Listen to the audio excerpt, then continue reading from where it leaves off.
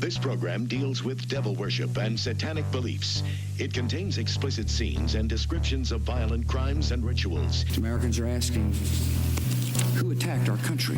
You have declared a subliminal jihad against the United States. Can you tell us why? Everything pertaining to what's happening has never come to the surface. The world will never know the true facts of what occurred, my motives. And night fell on a different world. And Iblis is thinking, I should be getting this position, not Adam, and this guy is created from dirt. And how does the army feel about you being head of the Temple of Set? And the conspiracy theorists can say what they will, but I want you to give me power over Adam, and I want you to give me soldiers and minions and all of these things. The people had so much to gain and had such a material motive for putting me in a position I'm in. They'll never let the true facts come above board to the world. And I want you to be able to give me the ability to whisper into the hearts of mankind. And who was the god or leader? You don't remember the name of a person who involved you in murder? Now, these people are in very high positions, Jack. Yes.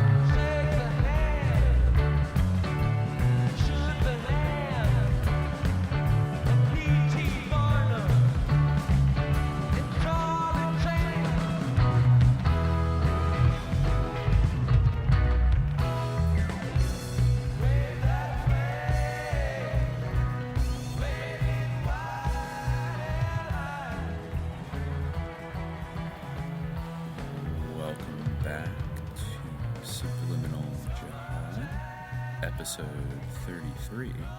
I am your co-host Dimitri. I'm Khalid. And today, I think we just realized, a pretty monumental episode 33. Yeah, didn't think about that beforehand, but it may be thematically appropriate. What isn't, It might, yeah, exactly. Yeah. The tendrils of the Scottish Rite kind of stretch everywhere, and I think they do at least brush up against the topic that we're going to tackle today, which is one that I've definitely been excited about and have referenced, I think, going back to the earliest episodes. I think any discussion that we have on this podcast about Silicon Valley and Stanford and the San Francisco Bay Area and the 60s and LSD, it's almost impossible that sooner or later you are not going to run up against the jam band supergroup that I'm sure most of you know as the Grateful Dead. I went a little hard. I told Khalid I kind of went Bigfoot mode in my research for this right. Because there are so many there's so many kaleidoscopic tangents that you can spin off from the Grateful Dead. So much so that we might have to split this episode into two parts, or I think definitely we'll revisit some of the dramatis personae that feature in this story at a later date, because they do have this habit of like popping up again and again and again in very strange. We've definitely touched on them before, like Ken Kesey, Timothy Leary, you know, like all these people, Terrence McKenna, they all like come up endlessly. They're all very much like, you know, I mean, the Grateful Dead is like the archetypal sort of, you know, psyop like art project of like the weird like California MK complex. So, and those are kind of like the salient like leading lights of that whole thing. So I mean, they were, as we've said before, they were like literally the house band of the, you know, Palo Alto acid tests that were organized by Ken Kesey, like, which is to say, in at least an indirect sense, they were kind of the MK Ultra house band of the 60s.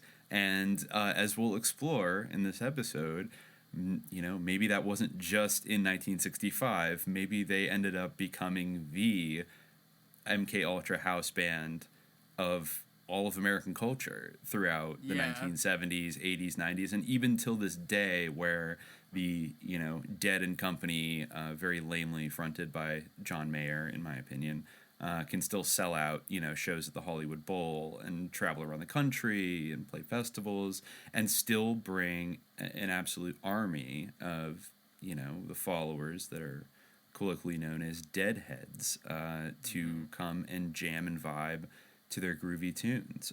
But it's a really, I mean, okay, so we're putting front and center basically our hypothesis that the Grateful Dead were some kind of hypothesis. Like at this point, I feel like it's not. I feel like it's not hypothetical.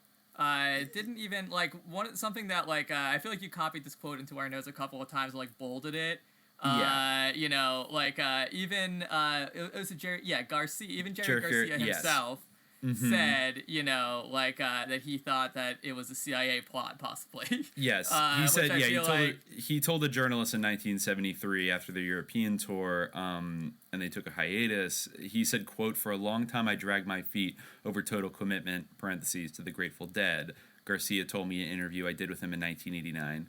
Quote, "For a while, I thought the Grateful Dead might be a CIA plot. For a long time, I vacillated." I mean, so... okay. Yeah, that's a pretty heavy... I can't think of too many other big bands from that era, or afterwards for that matter, that would entertain in an interview that they may have been a CIA plot, and that it made them a little bit skittish about fully committing to, you know, being in this band. Like, that's pretty rare. But I think right there, now I'm just going to imagine, I don't know, you know, if people are listening to this and, you know, they're regular listeners of Subliminal Jihad, I think they won't find this line of speculation all that surprising. But I'm just going to imagine, you know, I'm hoping that maybe a few Deadheads will stumble upon this podcast. And I think we want them to feel seen, because I know that it's a very deep, emotional connection, almost a spiritual connection to the music of the Dead. And so one barrier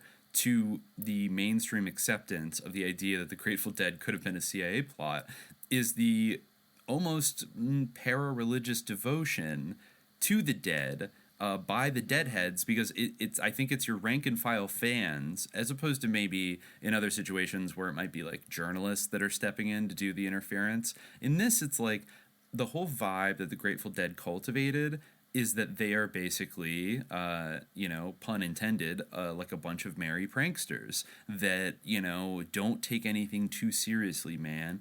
And so, and Jerry Garcia was definitely sort of beloved for like his playful, pannish kind of, you know, personality. And so they would say, you know, oh, that's just Jerry being Jerry. You know, he's just like kind of having a laugh and being a little bit hyperbolic because, you know, the hippie scene in like San Francisco, you know, around this time, they would say all kinds of far out things. And it doesn't mean you should, you know, take him literally, you know, that he's saying that, but I'm actually, I think maybe we should take him a little more literally, and, you know, I mean, yeah, like, even in that documentary Long Strange Trip that I watched, like, you know, to prepare for this, like, I really have no knowledge of the Grateful Dead, like, at all, like, so I really am, I guess I'm not a Deadhead, so maybe, like, yeah, if I were, like, a devoted fan, can't really put myself into the mentality of such a person, but, like, you know, I really knew very little. I still, you know, I'm not like an expert by any means necessarily. You know, prior to reading about this, I didn't really know too much for this episode. That is.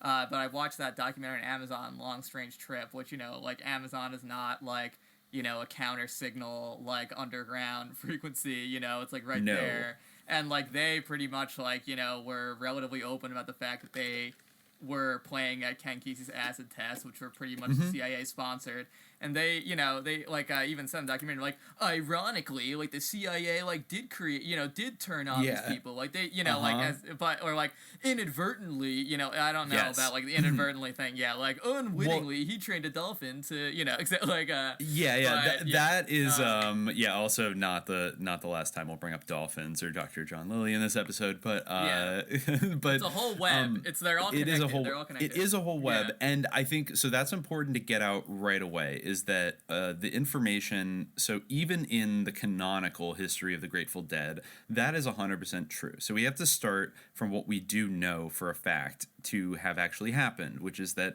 the Grateful Dead formed and played their first gigs. At this time, they were called the Warlocks. They changed their name because they found out that Lou Reed's band in New York, in Greenwich Village, was also called the Warlocks, which is another, you know, kind of rock lore, kind of curious thing. But anyways, and, you know, warlocks, magicians, etc. But their first shows where they came together, and more particularly where they moved, because they didn't start out as psychedelic rock musicians. They came out of a background that included like bluegrass and folk primarily. Jerry Garcia had become quite a virtuosic banjo player and was playing in basically like a jug band with Bob Weir and Pigpen and and Robert Hunter and a couple of these other main, you know, core members of the Grateful Dead. And it wasn't until they got a gig playing at Ken Kesey's acid parties in Palo Alto which were, you know, basically the point of these acid test parties was to give out, you know, free LSD basically to everybody, or everybody paid $1 and, you know, went in and they had a big tub of like Kool-Aid spiked with LSD in the middle, and, you know, people could drink it. And then they would do all kinds of parties, and they would, you know, have a house band, which, you know, they were kind of hired, I think, to make kind of like blues rock music. But then, of course, they were taking the acid as well. And then the psychedelic, trippy blues rock kind of style of the Grateful Dead, like by their own admission, coalesced playing these various acid parties in 1965. And people also, you know, I'm sure Deadheads know this, but regular people aren't aware that the Grateful Dead was not a San Francisco rock band. They were perhaps the most notable, I wouldn't say only, but definitely the most famous Palo Alto rock band ever. And, you know, given everything we know about the internet and Stanford and Silicon Valley, this is a Silicon Valley band. Like these people grew up in Palo Alto and the surrounding cities. And you know, for anybody that isn't familiar with the Bay Area, it's a very kind of balkanized and decentralized kind of metropolitan area that's separated by this gigantic bay. And even though Palo Alto and Stanford are on the San Francisco peninsula, they're way down at the bottom, so they're probably about like 40 miles south of San Francisco or 30 miles south. You know, it can be quite a long time with traffic. I'm sure there wasn't as much traffic back then, so you could kind of cruise around the bay, and you know, car culture was very important to young people. So, you know, they would go up to San Francisco and come back. They were definitely, you know, part of this Bay Area kind of you know, artistic milieu, broadly defined, but they were a Palo Alto band that started playing in bookstores and coffee shops in Palo Alto. So they were like well primed to be in close proximity to a lot of the interesting research that was happening around that time at Stanford. One of their big lyricists, John Perry Barlow, who worked with them and wrote like you know, one of their big political songs, or I think, you know, what's considered to be their most political song, Throwing Stones, was like a real big like internet guy, like a cyber libertarian activist, and who was like super into the internet, who was in like The Well in 1986, which had like a bunch of Deadhead, connections in general. Like, there are a lot of Deadheads involved in it. And so they were super plugged in to all of that from the start.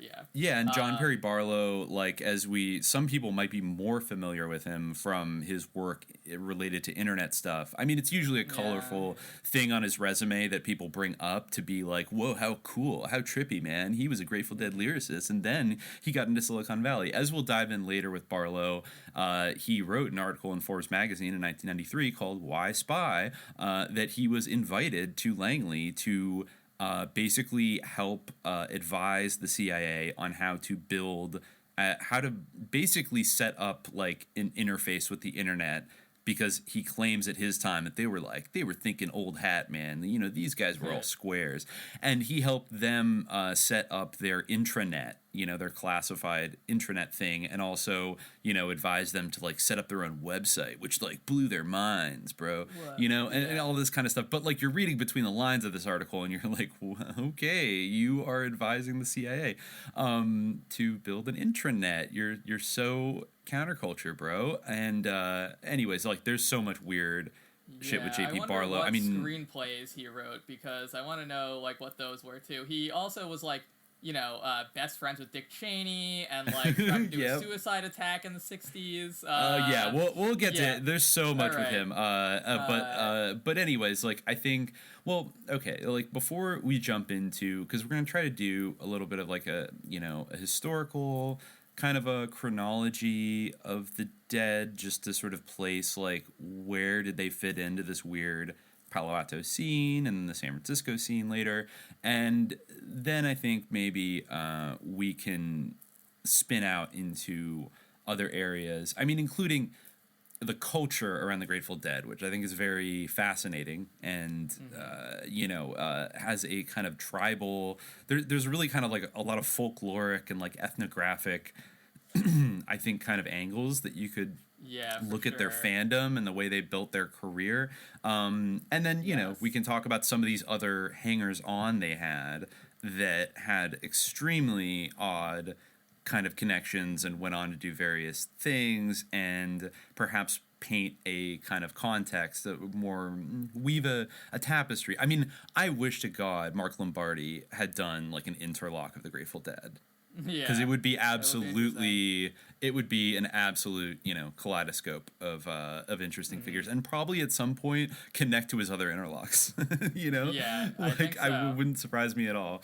Well, okay, let's talk real quick. I mean, so you said you're not a Deadhead. Like, I'm not. No, I wouldn't call myself a Deadhead either. But I, as I've mentioned before, I did grow up in the San Francisco Bay Area, and so I think they were a constant, their aesthetic, their iconography, and just like the name of them, like hearing them talked about, like older kids in my town that kind of were Deadhead. Like, I mean, my older sister, I think she was not a Deadhead, but she had friends that were Deadheads. And I do remember very vividly that she had the quite popular decal of like the dancing bears, which is like one of their symbols, on her like 85 Volvo when she was in high school. And like other friends of mine, like I definitely had friends, like older brothers, that like did LSD and were kind of like, there was kind of a resurgence of it in the early 90s where LSD became like really popular, especially in California, kind of youth culture. Like, my sister told me once that a lot of her classmates in middle school, like in my town in the early to mid 90s, were like dropping acid all the time. Like 11 and 12-year-olds. So like it was was floating around, and so it was always there, but I never really got into them. Like, I think in college, one of my friends kind of tried to like dead pill me with like the American Beauty album, which didn't do much for me at the time, though I've gone back later and I think it actually is a pretty good album overall. Like, I think I actually like, unlike, I think what makes me not a Deadhead is that I resolutely enjoy their studio albums way more than any of their live recorded performances, which, so many Deadheads would consider kind of like sacrilegious, because the Dead always saw themselves as like a live jam band, improvising, etc., and hated, we're not recording artists, man. Like, that's bullshit. Somebody else like mixing your music, telling you, boom. But actually, I think once you like wean them off the nitrous tank and get them in the studio and force them to like drum on time and like play professionally, some of their songs actually are quite good. But I just find a lot of their recordings to be like, I guess you had to be there and on acid to really appreciate like there's some of their slower songs. Definitely, I think it's like, okay, if I was there at the concert and I was like tripping, I could definitely kind of get lost in this like 13-minute rendition of Morning Dew. But for the most, especially their up-tempo songs, like, they're not very good at playing up-tempo, so they just slow down all their tracks. There's, the drummer brags in the Long Strange Trip documentary that he's never been good at keeping time, and, like, who cares, though, man? Like, what, I think it's Bill Kreutzmann, who's like, if I wanted to be a marching band drummer, but, so, like, they take pride in kind of, like, their lack of polished, like, musicianship sometimes, even though they are pretty accomplished musicians overall. It's just... That's just my personal line in. It wasn't until later where I discovered this whole, probably around 2015 or 2016, I discovered this kind of story about their connections to MK Ultra and Stanford and all these things. And that's when the scales kind of dropped from my eyes. And I went from them being something, I don't know, the cultivated thing around the Dead always... just sort of, I never vibed with jam bands. I just never did. Whether it was like Fish or like the Disco Biscuits or like Dave Matthews Band, maybe if you're like a preppy East Coast person, I never understood why people liked going to Dave Matthews concerts, but that's beside the point. But any of that stuff, like I always just kind of didn't, it was like, it felt a little bit like culty, honestly, not in a malicious or sinister way, but like just it's like you have to be all in and like love them, and they have to be your favorite band, or you know nothing about them. And I didn't like that. I didn't like that you couldn't like casually go to a Dead show without kind of being pressured to like join the Deadhead cult. And so then when I found out all this MK stuff, I was like resolutely against them for several years, and I would talk shit about them all the time. Probably, make people feel bad. People that I knew from like the Bay Area who just like appreciated them. Because they are a sacrosanct kind of they are kind of saints of like San Francisco culture. If you go to Haight-Ashbury, it was like posters of them. I mean, they live there during the Summer of Love, and they're just so tied in with the mythology of the '60s that even if people aren't Deadheads, they kind of want to defend them and be like, don't beat up on the Dead. They're harmless. They just took a lot of LSD and were harmless. But I think, I don't know, when you kind of dig into their story, there's definitely a kind of a darker undercurrent going on with the Grateful Dead. Yeah, there's a lot there. So you're living in a world of trouble. All your schemes have a pop like a bubble. Your mother told your sister and your brother told your friend. Now your secret's out and you don't have to pretend. It's easy to say, it's really not the end. You're standing there with tears in your eyes. There's too much going on right now. There's no time to cry.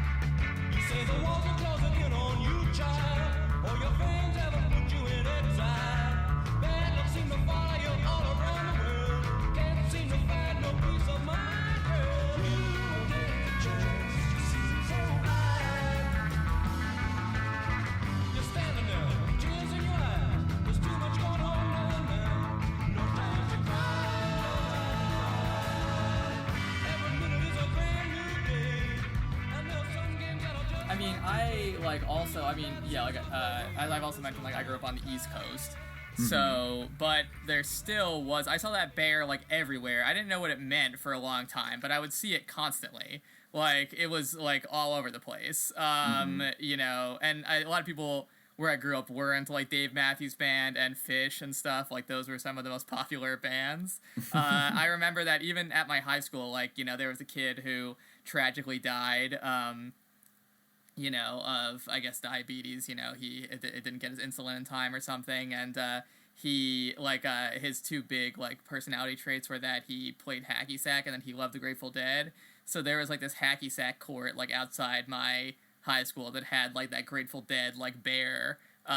You know, but the thing is, like, you know, I read like and I remember my ex-girlfriend, freshman year of college, my girlfriend's roommate had like a tattoo of that bear like on her ass, like which, like, you know, we both found to be very gross, like, you know, just to like contemplate. But yeah, I would see that bear all over the place, like but yeah, and I remember reading, like, in researching for this, that, you know, we're calling it a dancing bear, but it's actually not dancing. It's doing a step march, you know, which I feel like, I saw some quote where they, like, were really pedantic about the fact that they're not dancing. If you look at them carefully, like, it's obvious to anyone that they're, in fact, marching, which is interesting, because I feel like that feeds into the whole, like, sort of very, like, carefully cultivated symbology, like, around the Grateful Dead, and, like, the fact that, you know, like, yeah, as you mentioned, like, there's sort of a cultish devotion to them, which resonates, like, really well with what their name is.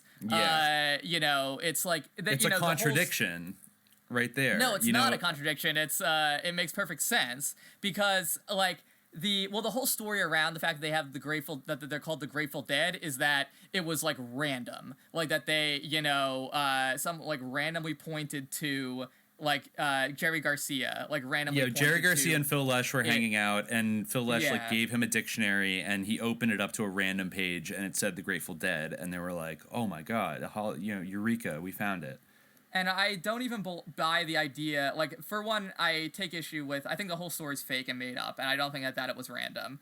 And I also think that, like, it would not be in a dictionary. It would have to have been an encyclopedia. Like, no dictionary has Grateful Dead in it. Like, it's an obscure term. And what this term meant before, like, you know, we would refer to basically like a classification of folktale involving basically someone who gives money to, like, for the burial of a dead person, and that dead person returns from the grave to help them in some way. Like, maybe we'll read some of these Grateful Dead folktales if we have time, although I do doubt it. But, you know, it is a common folktale topos. Actually, like, the Grateful Dead is like an Arn Thompson. We talked about the Arn Thompson classification system on the podcast before in our Giants episode.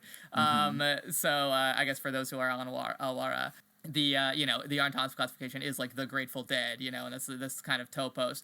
And, you know, a lot of it I think is influenced by the fact that, I mean, even in his book, which I think that you mentioned, Hank Harrison's book, he talks kind of about how this is like, he says, the seemingly strange values that exploded in the media in the mid-'60s in San Francisco were actually archaic traditions. The erroneously named flower children were actually gifted rebels who were cautiously applying ideologies derived from numerous utopian experiments. The medieval socialism of the Manichees and the Cathars blended well with Buddhism, the Kabbalah, and the Tarot. These traditions took hold in the mystical element, which can best be found rooted in a pre-colonial form of Freemasonry, a form opposed in every way to the anti-intellectualism of the white Anglo-Saxon. First of all, like, is that what is a pre-colonial form of Freemasonry, for one? And also, like, wasn't it white Anglo? I guess the Scottish Rite is like Celtic in theory, but I feel like Freemasonry has always had its proponents among white Anglo-Saxons, like, from its, you know, earliest. And if we want to get specific, in the Freemasonic, yeah, like, you know, mostly slave owners and pro-Confederate people. I mean, literally founded the Scottish Rite. It's founded by a Confederate general, so obviously it's expanded beyond that. But yeah, that is a very curious. I was kind of surprised to see the depth of, but I appreciate Hank Harrison's very occultish kind of contextualizing of the scene in which, you know, the Grateful Dead kind of came out of. And it should be mentioned that Hank Harrison is, like, an extremely interesting and sus character. He wrote a couple volumes of a kind of almost like a folkloric ethnography of the Grateful Dead, and he could do that because he knew a lot of these guys. He was the bassist Phil Lesh's roommate in 1960, I think, down in maybe San Mateo. And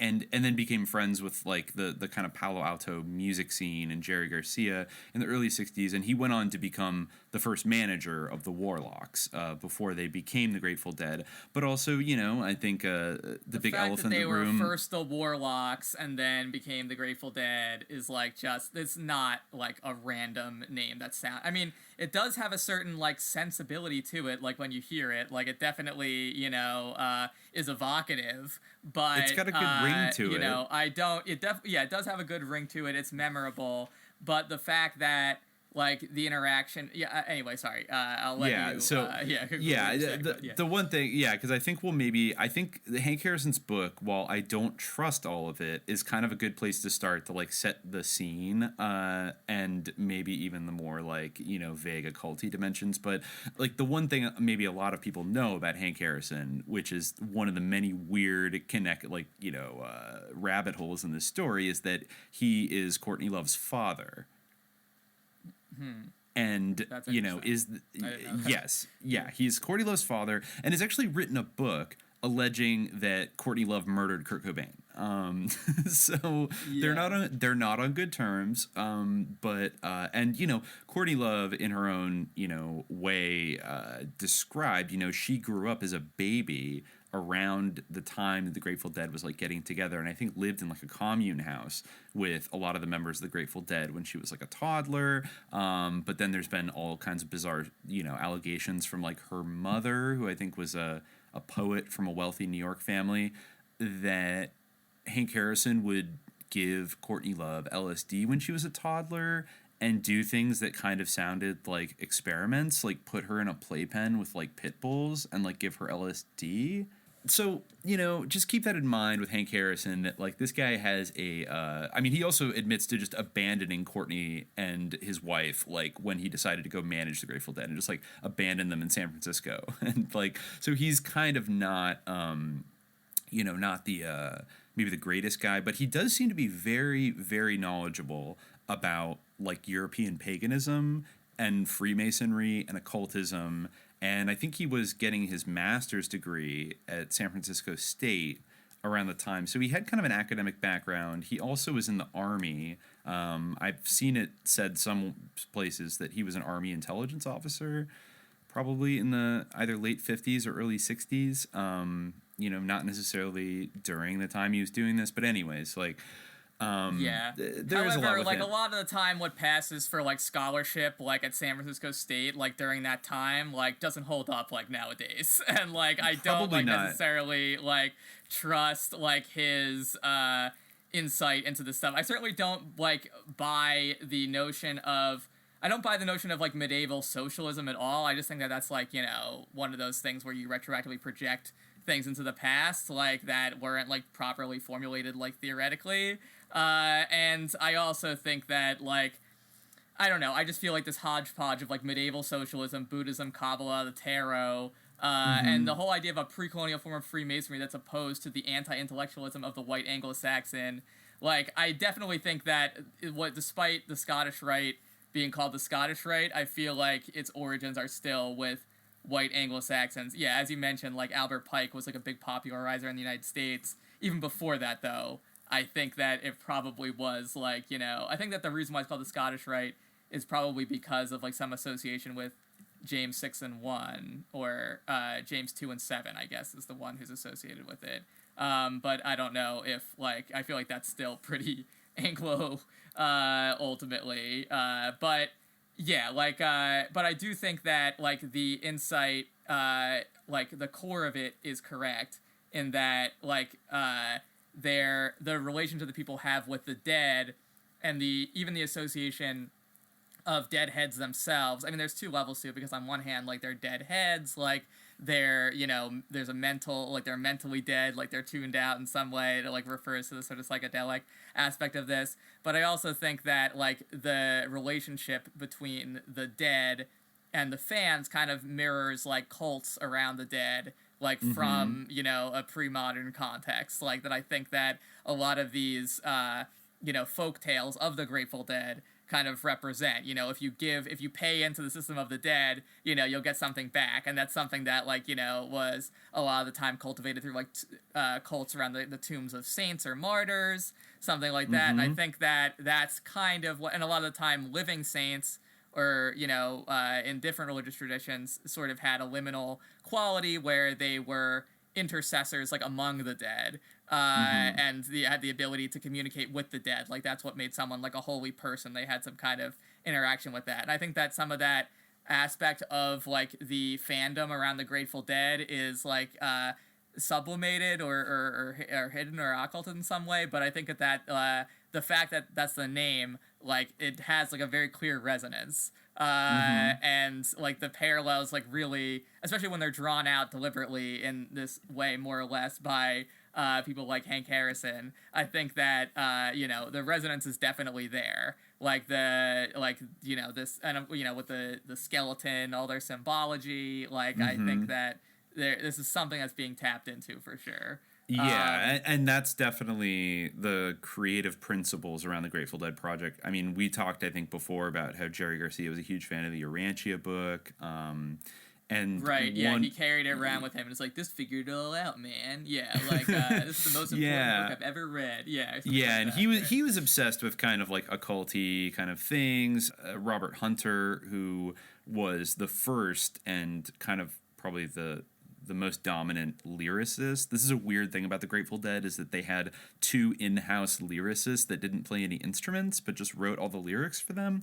And the lyrics, the amount of care that they put into their lyrics, which, I mean, are highly kind of romantic and like impressionistic, and they're not, I mean, this isn't like a Henley Fry level of quality that we're talking about here, or a Bob Dylan level of quality. This is like goofy allusions to mysterious things, but I think there is, I think it would be foolish of me to dismiss all these lyrics as just gobbledygook and kind of, you know, word salad, free association, hippy-dippy LSD stuff, because Robert Hunter was, like, very fascinated with, like, Rosicrucianism and Eastern mysticism and things like that, and worked a lot of veiled references into their lyrics. So there's, like, an occulted, kind of like Kenneth Anger's movies. There's something going on between the lines that evokes a feeling. And although, having watched that 1977 Grateful Dead movie that Jerry Garcia directed, like, I would much rather watch, like, hours of Kenneth Anger than, like, watch that. Like, I could not handle, like, it was awful.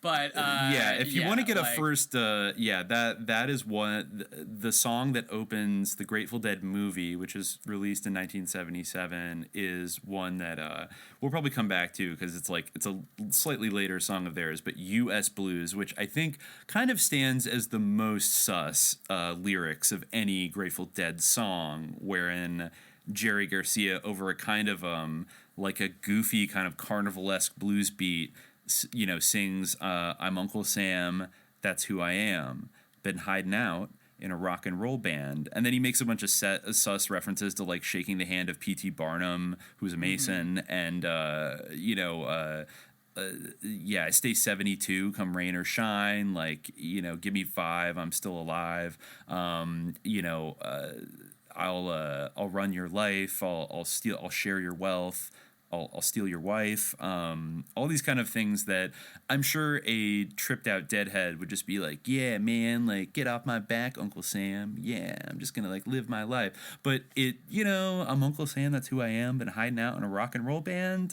and as we're about to see, that is maybe kind of a just, you know, revelation of the method, kind of rubbing it in your face, perhaps, with a dancing Uncle Sam skeleton making, like, weird duck noises in a really creepy way, and like literally like an Illuminati pyramid with, like, a flaming eye, like, flying around in the cosmos. And UFOs zapping everything. I mean, you know, it's a little heavy-handed. Like, they're laying it on pretty thick, but yeah, I do think that it's interesting. I mean, I thought of, while I was watching it, that sort of Thomas Jefferson quote about, like, you know, how the land is, like, you know, like, the living are kind of entitled to the land, or the earth belongs in usufruct to the living, and you know, the dead having neither rights nor powers over it, and yeah, I guess that's an editorial note, but his quote is, the land belongs in usufruct to the living, that the people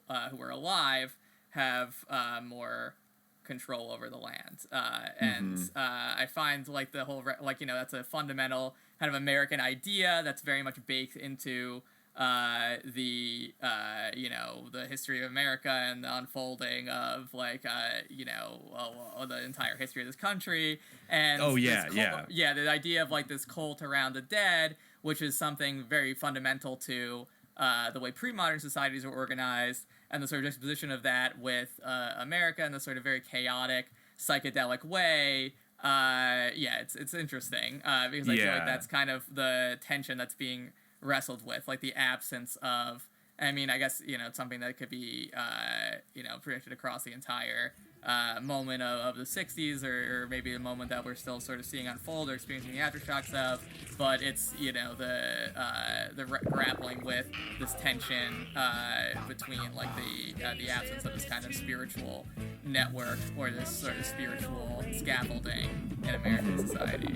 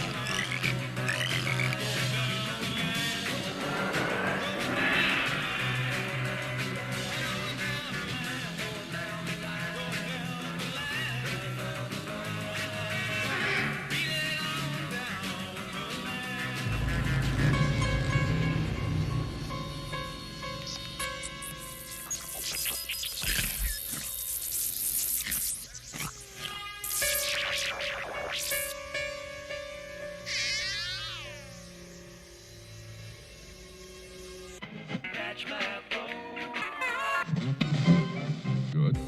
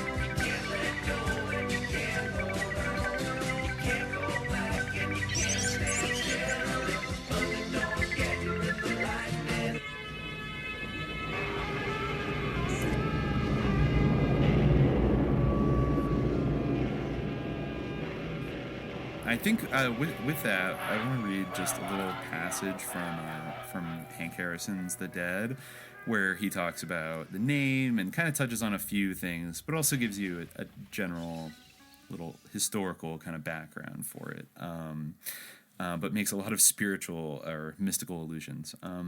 So he writes, in 1965, a San Francisco rock and roll group took the name, The Grateful Dead. The name had a ring to it. It had shock value and a show business flair, but none of the group's leaders or friends had any idea that the name would evoke an immense genie, a flying eyeball, an energy cloud that would last for more than 2 decades. Over those 2 decades, the Grateful Dead became the single most popular unknown rock group in the world, a group known to everyone who broke the law, but to almost no one on the straight side. The social schism was very clear-cut, and the Grateful Dead became a symbol of solidarity against the Squares. A legend from a myth, they and the other San Francisco bands had inherited the holy grail of the 1950s. The hot rod music lived on. Their name grew shorter. From a title to a familiar name, now they were the Dead, every man's band en route to heaven or hell, or the maze at Chartres. The Dead and the other San Francisco bands in the 1960s were the first bands to do extensive live FM/AM simulcasting with television and live quadraphonic broadcasts. The Dead advanced recording technology and filed for patents on innovative recording devices. They also developed a wall of sound public address system that has never been surpassed. This is writing in the 80s. Each seat in any hall or any outside arena anywhere could be tuned for optimum acoustic accuracy. The Dead were one of the first to use advanced microprocessors in the music production system and the first to admit taking massive amounts of LSD. They started as a blues band, survived the erroneous acid rock label, and went beyond that rubric to be heralded as a seminal source of new music. All of this went on while they simultaneously evolved into a huge tribal family and extended kinship group. Like most of the Northern California bands, the Dead developed their own style and their own instruments. The Dead had no single sound, but rather a continuing kaleidoscope of sounds and musical expressions from tuneful to symphonic, from harmonic to atonal, and from silent to very, very loud indeed. The Dead, as a family, were also an accurate microcosm of the large alternate culture around them, a subculture which continued to develop on into the 1980s and beyond, a subculture which eventually made everybody strive for individuation, misfits first, individuals later. I remember meeting each of the musicians in the Dead at critical points in their careers.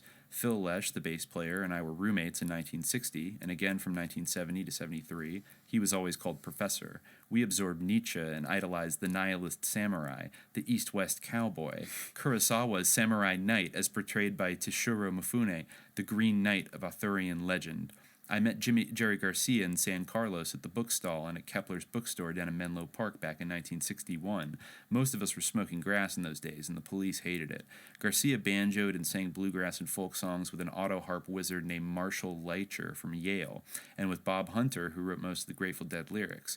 Garcia was seeking some pure dimension, but always a show business dimension too. Cynical, funny, serious.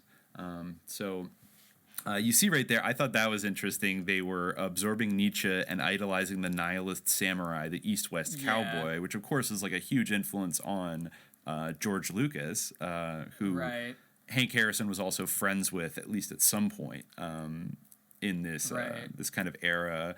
And the hot rod culture as well. I think he talks a lot about the hot rod culture and the biker culture in the Bay Area in the 50s going into the 60s. And while he doesn't mention him by name, he's obviously talking about, he's obviously kind of referencing the culture of like Scorpio Rising and Custom Car Commandos, which were the films, Kenneth Anger made in San Francisco in the early 60s, which Hank Harrison even admits had a certain white supremacist vibe to them often, but were a huge part, Harrison writes elsewhere about like hot rodding and just the he writes about like the sexual liberation and how it was connected to the development of cars and freeways. He says sexual liberation required mobility in mild winter weather. In order to go nude on a public beach, one needed sunshine and a car. California provided both elements free of charge. All you had to do was steal the car.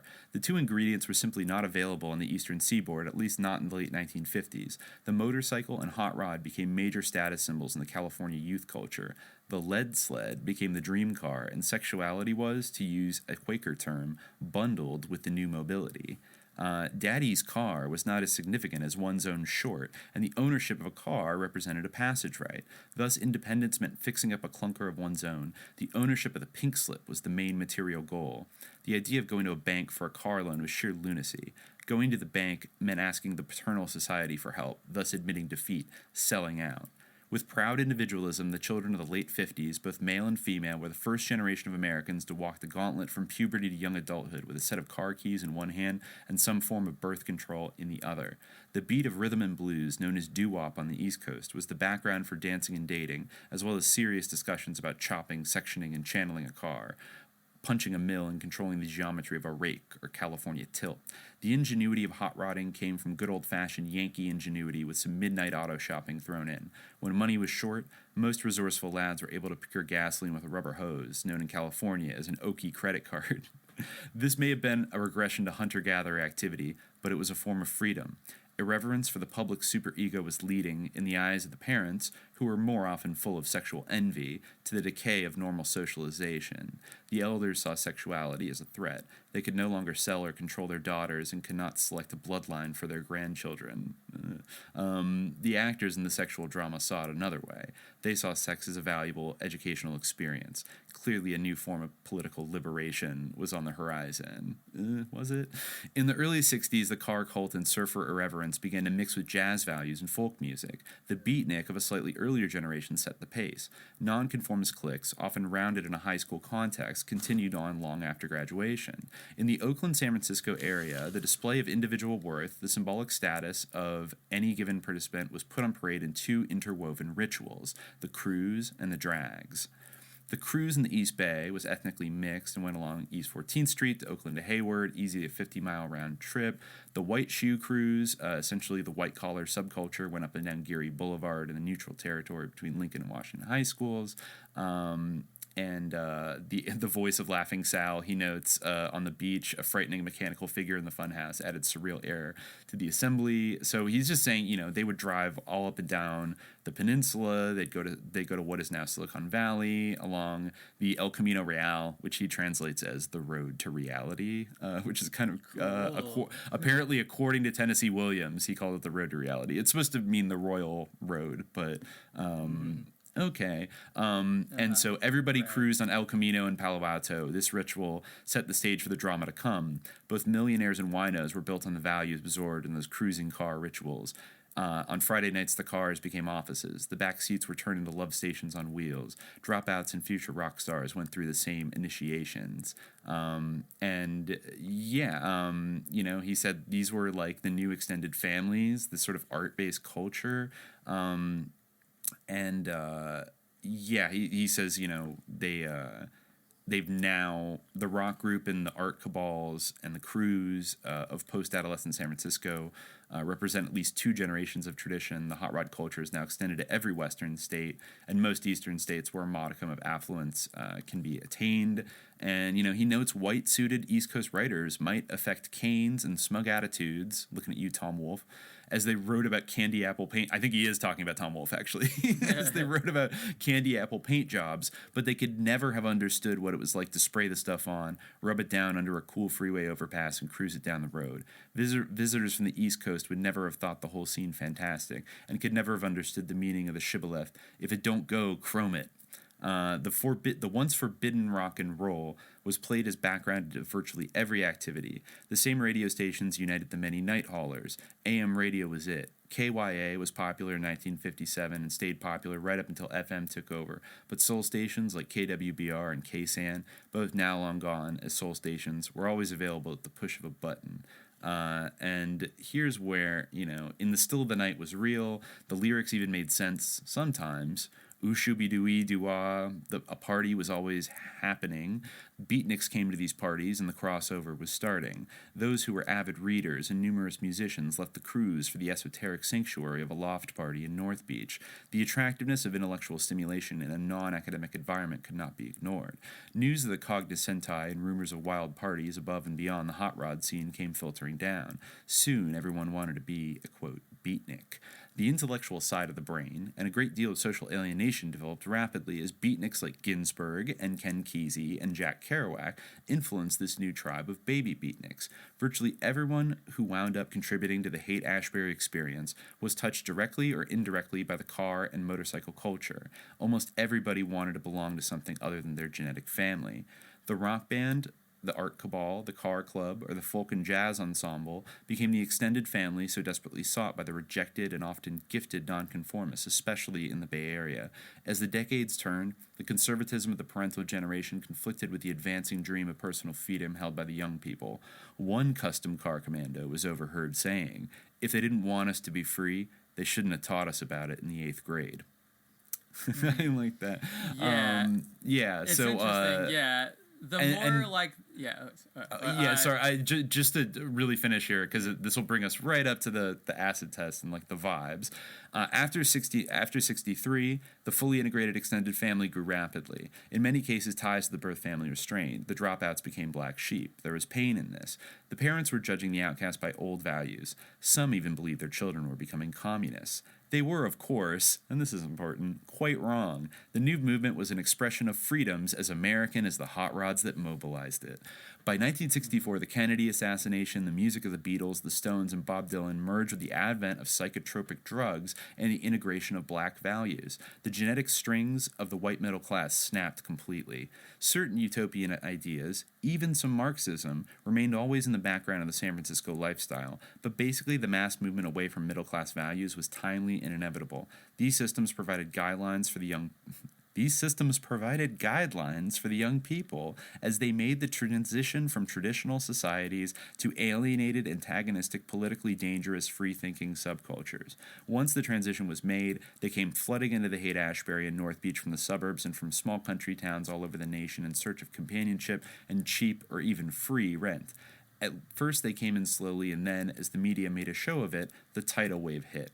It is a tribute, and this is interesting from my own personal experience, it's a tribute to the state of California that the study of the proud traditions of the missions and the westward settlers were mandatory in every school and college, second only to United States history. Thus, every potential commune had at least one leader who had a rough idea of California utopian traditions that go back to the Elizabethan discovery of New Albion by Sir Francis Drake and to the fulfillment of the prophecies of the Franciscans, who, while thinking of establishing a new Jerusalem in California, likened the state to an Islamic caliphate, a paradise on earth. Yes, although I think that the name California was indirectly inspired by the idea of a caliphate, but I think interesting. But it was like from a novel or something. Okay. There's a mythical island of California in the fictional story of Queen Calafia, but that name probably was kind of inspired by the actual term Khilafah, that we know so well from ISIS, most people know well from ISIS. If you're Muslim, apologies, because you probably know it from a more legitimate source. But if you're not, then you probably heard about it in dark, scary tones from Graham Wood. But of course. Also the teaching about the missions. I mean, I went to Catholic school, so maybe that it makes sense I would learn about the missions. But we in fourth grade, you had to do a whole thing about the California mission system, and I think you had to like pick a mission, maybe like go to one that was nearby. There's still a bunch around, and then write a book report on it and things like that. So that does kind of hit accurately that. Because you didn't learn about the California missions. You probably learned about the Puritans or something. We learned about Long Island history. We learned about how we're supposed to say Long Island and not Long Island. But I don't know if that worked. Anyway. So everyone had this kicking around in their brain from going to school in California. These were all California natives, so not transplants, and I guess it merged with the hot rod culture, and of course the lurking force in the background of all of this is the military industrial complex and the California aerospace industry, which is a huge provider of jobs and economic activity in the Bay Area and Southern California throughout the 50s and 60s. And, as we speculated before with Kenneth Anger, this kind of fetishization, the eroticization of cars and motorcycles, and then, the fact that his dad was an engineer working on airplanes, there's an interesting subliminal kind of thing going on with California culture where it's obsessed with these like rocketing powerful machines, the children of rocket engineers were juicing up hot rods at the same time they were trying to build ICBMs and fighter jets, right? Yeah, I mean, the more you talk about this, the more I feel like it might actually be interesting to read like some of these like Song Dynasty like Buddhist liturgies, especially with Hank Harrison's like allusions to like, for one, I find it so bizarre to say like samurai or nihilist. I guess that's probably because like in death poetry, like samurai or like tend to or maybe they try to cultivate as part of like Bushido, some kind of like general like dispassion about their own death. But I definitely don't think that means they are nihilists in the conventional sense of like moral nihilism or something like that. I think that's like kind of, I mean, well, I don't know, maybe the idea of the samurai as a cowboy, like maybe Clint Eastwood is kind of nihilist, maybe in A Fistful of Dollars. I mean, in a way, sort of like an arch capitalist. But yeah, the more like, and the sort of the allusion to like 8th grade and like it does make me think about the relevance of these these systems and the idea of like the binary of like the living and the dead, and the passage you read about the sort of contraction of the Grateful Dead to just the dead. Just to cite that quote from earlier, it's from a letter from Thomas Jefferson to James Madison. I think that this part is interesting. He says, "The question whether one generation of men has a right to bind another seems never to have been started either on this or our side of the water. Yet it is a question of such consequence as not only to merit decision, but place also among the fundamental principles of every government. The course of reflection in which we are immersed here on the elementary principles of society has presented this question to my mind, and that no such obligation can be so transmitted, I think, very capable of proof. I set out upon this ground, which I suppose to be self-evident, like very much echoing the way he talks in the Declaration of Independence. Yeah, he says that the earth belongs in usufruct to the living, that the dead have neither powers nor rights over it, as said before. But this is, very much in contrast to like the, I think about G.K. Chesterton, who we mentioned like in our Ouija episode that we just did for Elwara, where he said like, tradition is the democracy of the dead, that like in this sort of vulgar idea of tradition. But there is like sort of definitely a sensibility in pre-modern societies that like the idea that the land only belongs to the people who are currently alive and that people who are dead have no like rights or entitlements, like that is like outrageous, like from like a a pre-modern point of view.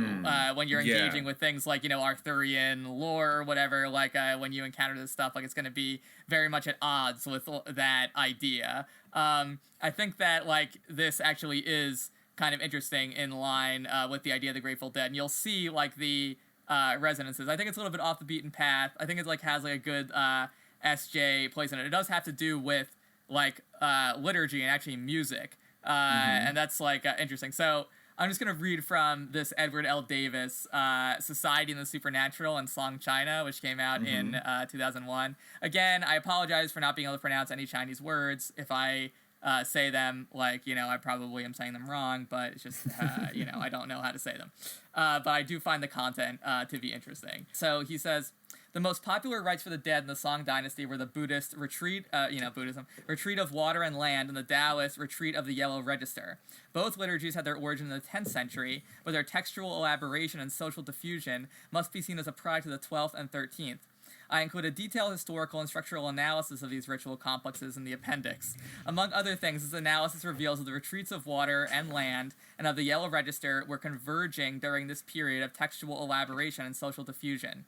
Both liturgies had come to share a similar tripartite structure that included 1. The construction and purification of a ritual space, 2. The summoning of the gods, saints, and souls of the dead, including ancestors and hungry ghosts, into the ritual area, 3. Rites for their deliverance. In the all-important central panel of this liturgical triptych, the panel that forms the implicit frame for much of the analysis in this chapter, the convergence of the two liturgies was even more exact. Both included rites for destroying the earth prisons, for opening the roads from purgatory, for releasing souls from sin or ignorance, for bringing souls into the ritual area, for washing, dressing, and feeding them, and finally for subjecting the souls of the dead to transformation and or conversion. So that sounds like a Grateful Dead concert. Yeah, exactly. I'm just using this as an example of something that like you could find parallel, like insofar as you can find parallels between this and like the phenomenon of the Grateful Dead, like in American culture, you could find parallels between that and like similar phenomena in other cultures. Again, like I generally caution against like pertaining too broad a brush in terms of talking about vastnesses of time and space and like cross cultural divides. But insofar as this has some resonances. You can see this in like many cultures, including like Anglo-Saxon ones with like feast for the dead and that type of thing. But anyway, and this like is Dia de los Muertos, obviously. Has even a lot of aesthetic comparisons to Grateful Dead iconography. Yeah, absolutely. Yeah, it's very much influenced by that. Yeah, iconography. And this culture actually, called, Hank Harrison goes into how the sort of cruising and sort of car gang culture and the hot rod culture that did have a large Latin influence from the Latinos living in the Mission in San Francisco, and they would beef a lot, but also the kind of like zoot suit gangs, and I forget the I think it was maybe Pachuco. Oh yeah, Pachuco. Yeah, exactly. The Pachuco Cross, I guess, which was something that was adopted by the Hells Angels, and then like Pachuco culture, which is kind of similar to kind of zoot suit culture in the 50s, but that had a lot of influence too. I don't know. It also, the Pachuco insignia was also compared by Hank Harrison to the heads of the Cobra as represented in 1975 by the flag of the Symbionese Liberation Army. So that was kind of floating around and stuff. Right, yeah, there was, that reminds me of the Franklin episode that we did where Michael Kesey claimed to be in contact with Patty Hearst. Yes, exactly. But this is just like an anecdote of like one of these ceremonies, which I think is, this will be the end of this part. But I think this is fruitful perhaps. Okay, so he writes, this is Edward L. Davis, and I was going to use an anecdote about a Yellow Register retreat. He says, almost all the accounts of Buddhist and Taoist mortuary ritual concern in the Zhanzi, which I guess is the text, in one way or another, they concern, in one way or another, the appearance of the dead.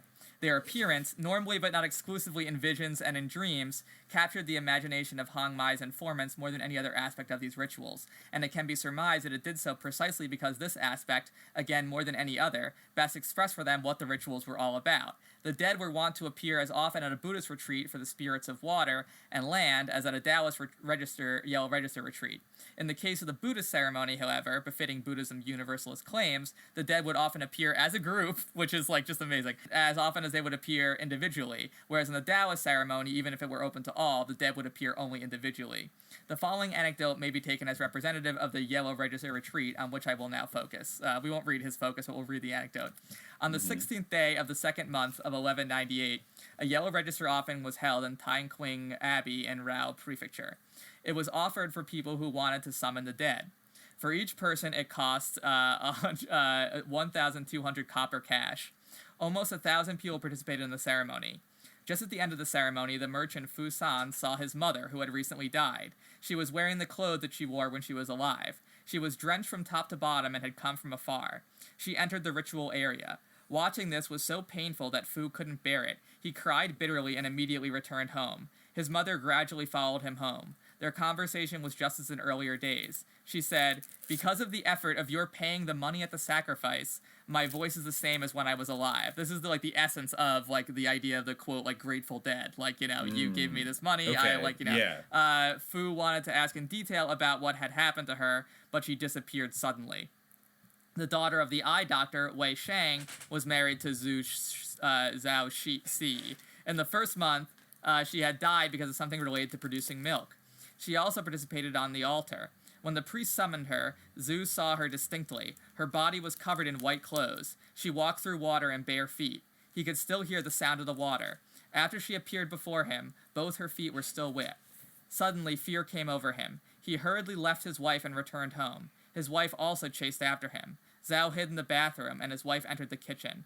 Zhu observed that his wife's facial expression was like when she was alive. He became even more frightened. He ran to his room and immediately took off his clothes and went to bed. His wife also slept by his side. She left at dawn. So, wow. Eerie. Yes, very, very eerie. And a lot of the time the living, they try to flee the dead, and, the dead are actually there. There's, a realness to them. And it's not just, visions or hallucinations, but at the same time, the sort of sense of appearance, there's something similar going on. I think that these concerns in a way, like are suppress and resonate. I feel like this is an interesting connection that's a little bit off the beaten path, but something to contemplate, something that at least strikes a chord with me in terms of some of these themes. Perhaps like in a little bit more like rigorous way than some of the links that Harrison is drawing. But I think that the fact that these connections would occur to him, suggests like the salience of this. There's something going on. There's something going on. There's something going on. Yeah, it's the biggest thing we've ever done. Yeah.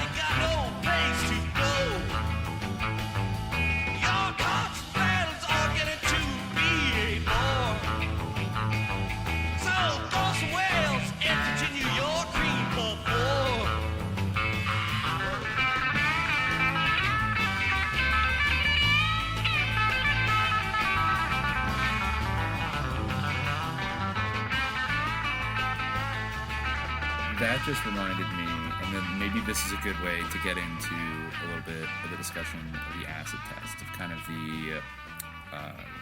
the kind of literary, I don't know, the referential, like, literary aspect of a lot of the things around the Grateful Dead, and everything from their song titles to their visual iconography, to also the things that Ken Kesey was doing. And Ken Kesey, had gone to the Stegner creative writing program at Stanford, which is where he wrote One Flew Over the Cuckoo's Nest. And so he was trained in this I believe Stegner was one of the programs that had sort of CIA connections during the Cold War with the entire sort of MFA industrial complex that started in Iowa. Mm-hmm. And so that's how he ended up in Palo Alto. But I noticed something interesting here, and I think I'll just start because Hank Harrison he points this out when he's doing a little backstory on San Francisco itself. So he says about kind of the absolute roots of San Francisco. Like New Orleans in the South and New York in the Northeast, San Francisco has always had a bohemian subculture, always the heart, brain, and sexual center of Alta California. San Francisco started out on a rude sexual note. In the beginning, on July 4th, 1776, there wasn't any. The Franciscan Padres, who established Mission Dolores in that year, were celibate. The miners, ship captains, and claim jumpers who came later just stayed lonesome. Gold sparkled in every eye, but there were no women. In fact, San Francisco built its first sidewalk for loose women who, although disreputable in Boston, were queens in the tent city of 1852. This reality has never changed. Whores built the town, whores ran the town, civilized the town, and have always done so in an uninterrupted chain of command from the days of mud ruts and sunken cargo ships. Any native San Franciscan would be proud to trace his or her matrilineal successor to a night lady and an unknown silk-covered digger who paid for the grand moment in gold dust. Most of the pioneers deny this, but the statistics tell the tale. Whores and hobos, gamblers, robber barons, and, quote, girls posing as refined schoolmarms and princesses. That's what Frisco's built from. Due to its precarious origins, San Francisco has always been a home for bohemians. Robert Frost was born in San Francisco, as was Isadora Duncan and Alex B. Toklas, Gertrude Stein, and Ambrose Bierce, the kinky consciousness of the West. Far prior to the time of Miss Stein and Company, San Francisco was the home of scoundrels and fashion-plated overnight millionaires, all of whom lived in the cracks between the fears of earthquakes, poisonings, theft, arson, rape, and all manner of unthinkable crimes. And then he quotes either a poem or a song here that says, "The miners came in 49, the whores in 51, and so between the two of them there came the native son." So he talks about drugs, where all, things like hemp, cocaine, opium, and hooch have always played a major role in San Francisco lifestyle, and the inheritance of the bohemian tradition from Europe and the Orient is direct and undiluted. California's literary traditions, from such as Jack London and Robinson Jeffers and Henry Miller, speak clearly of the continuity of high-class beatniks now called rich hippies, and San Francisco's history is full of Emperor Norton eccentrics, more so per capita than any other place. But San Francisco's history is not just a gold mine history, not just 24-karat meat pile. It's more varied, uneven, indefinable, inconsistent. Even the Elizabethan origin, the landing of Sir Francis Drake, remains a mystery. So the thing with that is that, that's very true, that San Francisco, I think we talked in episode 2 about the Crockers and then about, like, Michael Aquino. I wonder if Michael Aquino could trace his lineage back to a lady of the night in San Francisco, if it goes back that far on his mother's side. But, that kind of whole milieu. But what was interesting about that jumped out at me, and actually I hadn't been aware of this, but the term acid test that Ken Kesey used, it turns out that he was kind of doing a nice little literary twist there, because what that was referencing was the acid test that was used by gold miners in the 1850s, which was a method of using a strong acid to separate gold from base metals. And then that term became figurative after a while and became, considered any definitive test for some attribute, like of a person's character or the performance of a product. So that's a really interesting way to contextualize Ken Kesey's acid test as both a hearkening back to the gold rush that basically founded San Francisco as we know it, and had such a huge role in, the drawing people to this, like moths to a flame, seeking wealth and riches and et cetera, and also a kind of harrowing experience that would reveal kind of your true character. So, I guess I'll give him credit for a very loaded term in setting up these, but it reminded me of how the Grateful Dead stuff harkens back to these more, medieval rituals about summoning the dead and all that stuff. How they're reaching back, further into the past to rebel against the present, I suppose you could say, to rebel against the democracy of the dead, I suppose. Yeah, where I guess, like, they're trying to establish, like, a democracy of the dead, or, or something to that effect. I mean, again, like, these, like, dialectics, like, usually, like, are very fraught, and they don't, like, fully operate, like, and the tension between, like, the living and the dead, like, the, the old and the new, like, the whole generational conflict. Like, a lot of the time, I feel like these binaries kind of break down, like, and there's always, like, some kind of space in, like, the interstices that disrupts them in some way. And, like, I feel like the paradigm, obviously, like, when you consider, like, all of the, like, practical connections, like, to, like, intelligence agencies and things like that, the whole, like, paradigm of, like, this, like, rebellion that was, like, bubbling to, like, burst out kind of breaks down, like, the whole idea of, like, this utopian thrust into the future. Like, again, like, after a certain point, like, the whole idea of, like, oh, this is something that's moving towards the future, like, and is future looking or utopian, versus this is something that's in some way conservative or looking, like, towards the past. Yes. Which is fascinating to think of when you considerably, because I think there always was a kind of association, certainly when I was growing up, that the Grateful Dead, at the very least, they were hippies. They were kind of nonconformist. They didn't really want to, get in with, like, straight society. But all that stuff coded to me as more or less kind of more on the left than on the right, like more liberal, more revolutionary, more radical.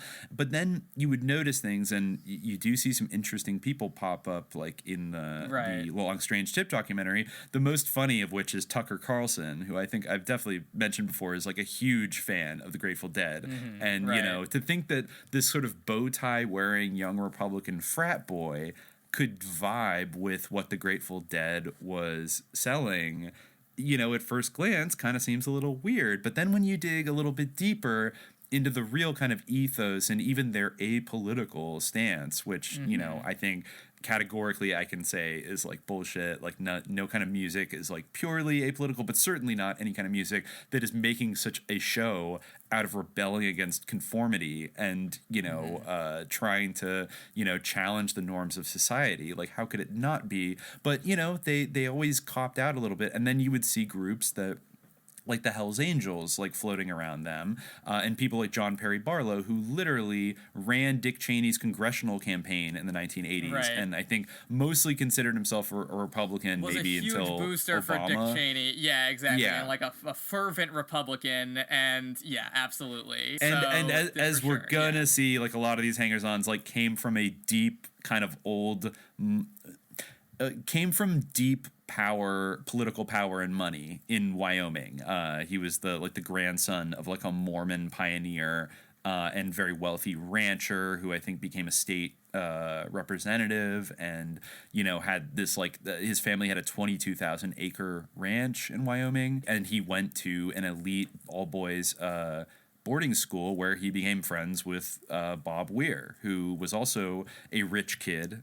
He was adopted by Frederick Weir, who is a wealthy engineer in the Bay Area. And they grew up in Atherton, which I think still to this day is like where all the Google CEOs live and is maybe the wealthiest zip code in America. And he was also sent to I forget the name of it right now. I have it written down somewhere, but they became friends at this like elite boarding school. So, I mean, you start to see maybe some of these people kind of floating around, and their politics do start to get a little more vague. And, you know, you realize that, I mean, I would say, I don't know if you could categorize like what their political philosophy kind of became. It was either kind of like check out of politics and like it all sucks and don't care about any of it, which I think was kind of more Jerry Garcia's position on it. He was kind of, you know, he at least was a principled hippie and not engaging with it at all, as opposed to some of the other Grateful Dead people who like endorsed Obama and like, you know, just became like libs, like rich libs after a while. But, you know, it's, I don't know if you would call it like even left libertarian, but I would say, you know, libertarian. So on that count, they are kind of, I take them at their word when they talk about how, you know, really like there is no band more American than the Grateful Dead. Like I would, and you know, of course, the way it's positioned in 60s culture is that's a big victory because these Eisenhower era squares claim to be the real Americans, but nah, man, like we're the real Americans. But it's still kind of not that fundamentally different at the end of the day. It's just like you're kind of the cowboy settler colonialist of the mind, I guess, of the lifestyle. You know, you're like a cultural pioneer, but you have the same kind of manifest destiny mentality, and you're not really challenging the kind of economic, social, political structures in which, you know, that govern all of our lives. You're carving out your own little safe space where you can just kind of do drugs and like party and have a good time, which that's bigger than the Grateful Dead. I mean, I feel like so many different kind of genres, whether you think of like EDM festivals or like Coachella or things like that. I think a lot of these things have been mainstreamed and kind of used. And in that sense, they are a very kind of interesting Silicon Valley innovator because, maybe we have to like kind of on one level look at them like that as a Silicon Valley project, because they're so tied in with the development of the internet and all of this electronic technology. I mean, even Hank Harrison says they filed patents. They had some of the most advanced like audio technology of the time. and pioneered in media. You know, I mean, they pioneered a lot of like new media stuff and were very tight on like a personal level with a lot of Silicon Valley people. And there were a lot of Deadheads in Silicon Valley, which makes sense because that's literally where, you know, they came from. And there's just, you know. Yeah. There's a lot I mean, they're the ultimate case study in the fact that, like, you know, saying, like, this music's not for sale is, like, the ultimate, is, like, a marketing slogan, you know, and the whole ethos of the Grateful Dead, like, even the Grateful Dead themselves, like, the idea that, I mean, at a certain point in time, perhaps there was a significant contingent of squares who were in some way, like, threatened by the existence of this band, but I think that, like, to say that this was in any way, like, I don't know, like, I feel like this is the application of these forces in the, like, you know, service of not really, like, or directed change in some way, maybe. Yes, or, exactly. Like, I don't necessarily think that, like, you know, there's a lot of, like, contradictions inherent, like, in the image of that stuff, I think. And I think that the occult stuff, the symbology, like that helps like these contradictions to be in some way like stabilized or reconciled or to not be interrogated, because like a lot of the time, you know, that sort of liminal quality, that like both andness is part of that world of like the dead and the crossover between the dead and the living. You know, and I guess that does have a connection that we've drawn many times with the virtuality of the internet. Exactly. And also towards like the quote unquote new left, which they were kind of in and out of interacting with, because obviously there was a radical political scene in, you know, the 60s and like the Bay Area. It was the locus of, I think it was the most active region for FBI COINTELPRO activity and surveillance and harassment and all these things. And you did have a lot of like radical people, but just another weird thing that I noticed was like back and forth when Hank Harrison, he becomes the manager of the Grateful Dead in 1965, like I think either right before the acid tests start, but after they've sort of formed and become like the Warlocks. Like he mentions that, you know, he was bouncing around like the year before the Warlocks were formed, he had been studying psychology at San Francisco State, and kind of going to what you said, he was kind of proud that most of the graduate students there were somehow attempting to replace Watsonian behaviorism with ethological science. The idea was to supplant Pavlov's dog with Lily's dolphins. So he was getting into this kind of woo-woo territory. But then this is a weird connection. During the 1964 season, the year before the Warlocks were formed, I, Hank Harrison, was recruited by the great Saul Alinsky to help organize shop-ins. And so he was like, he was mentored by Saul Alinsky, who, you know, we could, you know, folks, like, you know, or do like Glenn Beck voice. And what is a shop-in? Sorry, okay. I guess demonstrates went to a store posing as customers, pile a basket or trolley high with groceries, take them to the checkout, and then refuse to pay, leaving the goods piled to checkout. Wow. Okay, I see. Yeah, and then, you know, after he came back to I think we can stitch together, because Harrison's narrative is like a little bizarre, but the way he more or less tells it, okay, so during 1964, he went and was organizing under Saul Alinsky, who has been accused of, I was just reading separately, like in the last week or two, that, you know, kind of a early like color revolution kind of pioneer, like fake left sort of whatever. Obviously, you know, I think the connections between like Obama or Hillary with like Saul Alinsky would speak more to the fact that they're probably CIA than that they're like secretly Maoists. Saul Alinsky was like a lib. He was not a Marxist organizer. Just, you know, make that clear. But he spent about a year gone from the Bay Area. But then when he came back, for 4 months in 1965, he had returned with, he had just returned from the Millbrook estate, where Timothy Leary was hanging out after, you know, the Mellon family had given him this mansion up in wasn't it in Millbrook, New York? In upstate New York, where he was running the If Foundation that we mentioned previously with Richard Alpert / Ram Dass. And he had brought back with him like a bag full of LSD spiked sugar cubes that he then started to distribute to members of then the Warlocks and other people around like the Palo Alto music scene, and started taking it himself.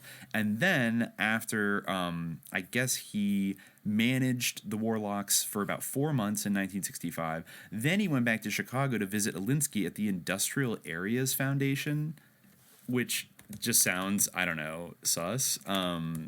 Sounds... I don't know. Yeah, it's the largest network of local faith and community-based organizations that was founded by Saul Alinsky, Roman Catholic Bishop Bernard James Scheel, and businessman and founder of the Chicago Times, Marshall Field III, who I guess was a big fan of Saul Alinsky and a big backer of his. I think his one of his sons does something now, but yeah, they basically owned the Chicago Sun, and were like controlled the newspapers in Chicago, very plugged in. Anyways, so that's a little weird, and he doesn't. Not that I've seen in the book, he doesn't really explain like how he ended up at the If Foundation, hanging out with Tim Leary and getting a bunch of LSD to bring back to Palo Alto and spread it to people, and then goes back to working for Saul Alinsky. Like, we're already seeing just like a very dizzying, like strange assortment of individuals doing work with each other in 1964 and 65, before the LSD revolution had really started to blow out. And then I guess shortly after that, the acid tests begin at the end of 1965. I think the first one, there's even disagreement on like who was at the first acid test, which ones were the first. And I guess at the first one, 27th of November in Soquel, California, at Ken Babbs's house on, I guess, he recalls it as Halloween night, and they did... there's a mystery around whether or not the Warlocks played. There was a flyer that showed up, but then other people have said that this flyer is forged, and there's like witnesses that say that they didn't play, but they were there hanging out with like some of the merry pranksters. And I guess December 4th in San Jose, where weirdly they were playing at a house like a block or two away from where the Rolling Stones were playing that night. They made their first performance as the Grateful Dead. And then there were, let's see, 1, 2, 3, 4, 5, 6, 7, 8, 9, 10, 11, 12. There were like 15 to 20 acid tests. The very last one, which was billed as a graduation, in March 1967. And because, of course, on October 6th, 1966, LSD was made illegal. So all this stuff up to this point was not necessarily breaking the law. There's all kinds of things with the acid test. One thing that does stand out to me is in the few articles that I looked up talking about them, nobody will give a straight answer on where the LSD came from. Now, Hank Harrison mentions bringing acid from Millbrook, to give out to certain people, but I don't know if he had the quantities available or if he was around the whole time to source more of it. This was also, I think, before. I think there's some confusion over another interesting individual, Augustus Owsley Stanley III, who became known as the Acid King and was the sound engineer for the Grateful Dead. And I guess sometimes it's said that he manufactured the LSD for the acid tests, but he says his first shipment of LSD arrived on March 30th, 1965, and he produced 300,000 hits, 270 micrograms each, which is honestly a lot. That's a heavy dose for one hit. By May 1965, then he returned to the Bay Area, Okay, so Wikipedia, with no citation here, says in September 1965, Stanley became the primary LSD supplier to Ken Kesey and the Merry Pranksters. By this time, Sandow's LSD was hard to come by, and Owsley acid had become the new standard. And, yeah, I mean, he was manufacturing, LSD at that point. But then I found in another interview where I think it was Ken Babbs, who, allegedly hosted the first acid party. He says in this one interview that I found that contrary to popular belief, the pranksters didn't provide the acid. Ken Babbs explains, just because we used LSD doesn't mean we were promoting its use. LSD is a dangerous drug if taken lightly. If one must be of sound mind and body and have good touchstones in life. If not, they will fall by the wayside muttering and mumbling like a ravaged mind sucked by Venusians, which is a way, I guess, of breaking down conformist ideology. Ugh, yikes. Okay, so they're saying they didn't provide it, but they're obviously kind of playing a little bit fast and loose with some of the facts there. And I saw, and there was another interview, I'm trying to find where it was, where somebody gets very kind of uptight when they ask them about that Halloween party that was near where the Rolling Stones were playing, and they said, nobody ever wants to talk about where the acid came from, and nobody's going to answer that question. So I guess everyone's very tight-lipped about where that acid came from. And so since we know that Allen Ginsberg, Ken Kesey, Robert Hunter, and possibly Jerry Garcia, but definitely those three, were all official MK Ultra volunteers taking psychedelic drugs at Stanford University, I believe in 1962 and 63 were the years that they were doing that, but they all went through and got turned on directly by the LSD. Now, Hank Harrison says that when he brought back all those cubes from the Millbrook estate, that he had taken one the night that he went to see Jerry Garcia play,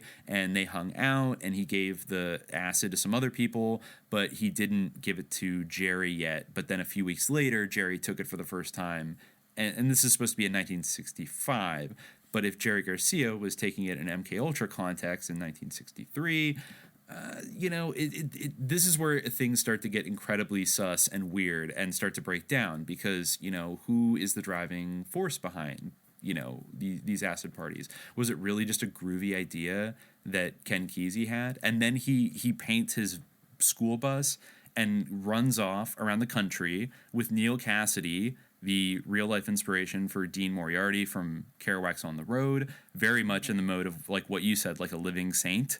I mean, this is like a celebrity to like beatnik type people, and they go around doing all kinds of weird pranks and secretly dosing people with LSD all over the place, and also doing weird things like going to Arizona and doing like an ironic campaign rally for Barry Goldwater in 1964. Oh yeah, I forgot. This is actually before they did the Merry Pranksters thing in 1964, and then they came back and then they did the acid test. But really makes you wonder, like, what the hell Ken Kesey was kind of up to.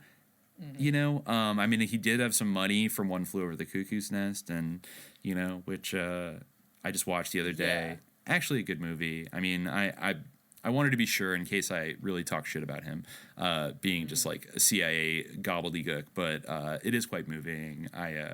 I did weep a little bit at the end when Chief runs away, stuff like it is kind of, and but it's interesting that book was directly inspired by him working at the Palo Alto Veterans Hospital, and also inspired by his LSD experiments with MK Ultra, and kind of the lengths that the medical establishment would go to like lobotomize you or control you and all these things. I think maybe the reason that book is good as opposed to like all of his later work, which nobody kind of the consensus is like not as interesting, is because he was getting at something that was real, that the sort of the biopolitical control of the individual in American society, and the use of drugs and prison and things like that to psychologically control people and make them conform. I think that was all salient. It's just that I think maybe Kesey seems to me like a classic cultural Cold War limited hangout artist. exposing something true that is fucked up about American culture at the time, but then offering a pseudo solution, which is, as Tim Leary would coin it, turn on, tune in, drop out, get freaky, be a prankster, never, tell the truth or be serious. Take cover yourself in a cloak of irony, make cum jokes, sit on a hot couch, etc. Sorry. I definitely think that there was some degree of, I wouldn't necessarily draw a hard line between the acid tests and the his MK Ultra LSD experiments. In fact, I think that what was his name, Hunter? Was it Robert Rob Hunter? Yeah, Robert Hunter was also first took LSD in an MK Ultra type context, on the they record. all did it in the same. I think it was the same sub-project trial at Stanford that they all did. I definitely think that time. Everything that was they were literally acid tests, I'm certain at this point, and I think that it's almost to the extent that it's at all a secret, it's a pretty open one. That there was. Well, yeah, but of course the limited hangout that's been spread by everybody from Tim Leary to John Lennon and everybody else in between is that this is the ultimate bumbling empire kind of blowback. So ironic, yeah, exactly. Whoa, big, the CIA really blew it because they accidentally created this radical rebellious social movement which is a really I mean that's a convincing thing for a lot of people to grab onto because it still syncs up with and validates all of the 60s countercultural history that we all get kind of taught. That makes them even cooler because they subverted the CIA, which I don't really think is the case. Maybe they're not everything was meticulously planned, but I think that the whole idea was that there would be sort of running with this and experimentation involved. I don't think that maybe there wasn't a plan that everything went according to, but I don't think that necessarily by that fact itself, I don't think that means that some kind of plan was subverted. I think that absolutely the plan was that it would be experimental, and that this was something that was desired. And that is something that definitely I think it was a memo that Tom O'Neill uncovered in his Chaos book, which does it's more about the LA scene, which that'll probably be chapter 2 in whatever we call this series, what was going on down in Laurel Canyon at the time. But he did find a memo from, I believe it was Louis Jolyon West writing to Sidney Gottlieb, the head of MK Ultra, that mentions a kind of a cryptic line about the controlled experiments they were doing with LSD, but that naturally he was writing in the early 60s. He said naturally we're going to have to take this research out in the field eventually. And I think this is after Midnight Climax, which also was in the heart of the beat scene up in North Beach in San Francisco in the 50s. But it's after they had already taken it out in very limited ways or given it to certain intelligentsia. Now, so I think maybe what he's alluding to was we need to actually take it out into maybe the Merry Prankster thing had some kind of connection with that, being a Johnny Appleseed running around to different cities and just handing it out like candy. And then these acid tests are let's bring in young students, anybody that wants to volunteer, and let's test this under social situations and see what I believe. I can't find the thing right now, but I'd read, they experimented at the acid test with kind of different kind of rooms sometimes where or they would split the room in two where kind of like a rave you would go to later on. Somebody does make the connection that this is kind of where raves came from, at least in a modern sense. But they, in one room, it would be an A/B testing thing where maybe they would have a more chill, Zen kind of spiritualistic room where everyone was taking acid and chanting Om together and doing this kind of real hippy dippy stuff. Then there was the psychological kind of overload room where Grateful Dead was jamming out and doing weird audio experiments, and there were strobe lights and flashing colors on the walls and stuff like that. And it was like a concert. It was like a party. And it seemed like, I'm sure they probably got some useful insights from both of those. But I think, whatever I was reading kind of made the kind of a speculation that, if they hadn't discovered yet the potential for using LSD perhaps as a social disruption agent in the youth culture, that perhaps that was their aha moment where they realized that if you melded this with like a music scene and then you got everybody vibing and taking acid and listening to this like crazy blues rock music, then, that was kind of, that would really draw, that would be the real siren song and it kind of did. It drew everybody from around the country in 1967 and 68 to run away from home and migrate to San Francisco to the Haight-Ashbury to search this kind of new scene, this new thing that was happening.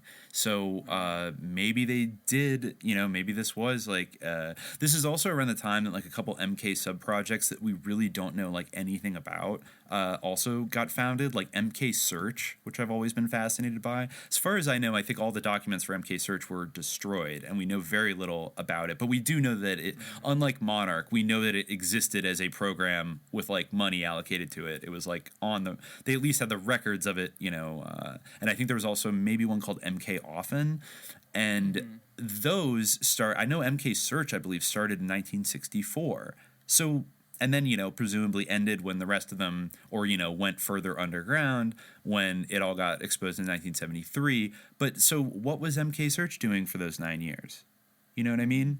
I'm not saying necessarily this was the part where we bring it into the culture and set up cults and make rock bands, as Target As Your Brain said, when the social crisis deepens, there's no time for democracy. And notice how suddenly hundreds of pop idols appear, their guitars calling you to the barricades, and that kind of thing happening. And it's they really did kind of happen. And the guitars did call everybody to the barricades. But then what was the end result? I mean, we saw basically the complete crushing of the American left, which, had a lot of interesting and radical currents. And I don't know if I would say it was kind of ascendant, but there was definitely, I think, a potentiality there in the 60s for the sort of mainstream square Eisenhower culture that all these people were railing against and thought was whack. There was an opportunity maybe for that to be challenged and replaced with something that was actually more politically and socially progressive, but unfortunately, all of the potential leaders of that got mysteriously assassinated by lone gunmen throughout the 60s. So, dang it. I guess we couldn't go that way. I definitely don't think the Grateful Dead was... It's, shocking. I was saying before we started recording that it's really amazing that, during the time, they had positioned themselves so strongly as, an apolitical band. I feel like even... I mean, she definitely waffled around a little bit, but I feel like even Taylor Swift is political at this point, So, to be an apolitical band, in the 60s and 70s, that's really a lot. One of the things that, again, I really didn't know anything about the Grateful Dead prior to, researching for this. I just had, very little interest in, any of this. I hadn't really listened to their music. I'm definitely not, definitely not a jam band type of person, but I was intrigued to find they had done an album called Blues for Allah, and I didn't listen to it fully. I only listened to a little bit of it, but it's very much in that sort of vein of Middle Eastern inspired kind of atonal melodies. I guess they claim that the title track of Blues for Allah was supposed to be a eulogy for King Faisal. But I kind of got the impression, again... Wait, King Faisal of Saudi Arabia? Yeah, exactly. But that's what they said. However, I did get the strong impression... There was another song when they also mentioned that was written by Hunter. I think that, it was also Hunter who wrote Blues for Allah, and he wrote another song where he mentioned Allah, which is What's Become of the Baby, the title of that referring to the Lewis Carroll poem, of course, the psychedelic Yeah, it's all just like so cringe and incredibly lame. But anyway, yeah, like I like, you know, they say it's about King Faisal, and maybe it is because he was you know, obviously involved in Middle Eastern politics heavily at that time. But it almost seemed to me that this song and the other mention of Allah are like about like, or kind of like sort of maybe I'm just like, you know, jumping at shadows here, but I felt like these are kind of about Israel, and like, you know, if for instance they say like these another just, like, settler cowboy state. It's so painful to even read. Well, you know, it's just like peace, man. You know, like so like Arabian wind for one. Like just kill me with this stupid. You know, the needle's eye is thin. Ships of state sail on mirage and drown in sand. Out in no man's land where Allah does command. What good is spilling blood? It will not grow a thing. Taste eternity. The sword sings blues for Allah, and the chorus is Inshallah. I just like, wow. This is like worse than like Aladdin. Like literally, like this is worse than like the music from Aladdin. Yeah, like that's pretty great. It gets even worse. It's just like all these cringy like desert, like, you know, like Arabian Nights, like Orientalist cliches. You know, the one like What's Become of the Baby is really just as bad. Like you know, it seems also to be a reference to like the 6-Day War and stuff, and it came out like I think a couple years after that. But yeah, there's a line where he says like he refers to, you know, the lighting the polished ice caverns of Khan, wherein looking you know, like referring to Coleridge Khan poem again, like stupid, lame, like, you know, cheesy, freshman year like, shit, freshman year English 101 shit. So wherein the looking glass fields of illusion wander the child who was perfect as dawn. What's become of the baby this cold December morning? Racing, rhythms of the sun, all the world revolves, captured in the eye of Odin.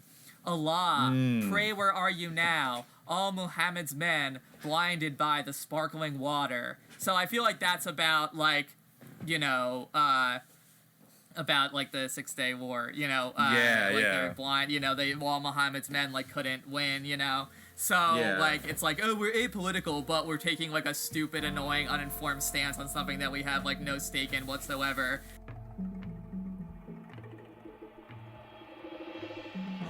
Arabian wind, the needle's eye is thin,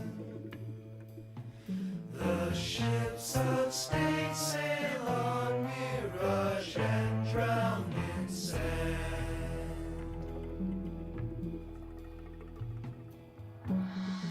Out in no man's land, where Allah does command. What good is spilling blood? It will not grow a thing.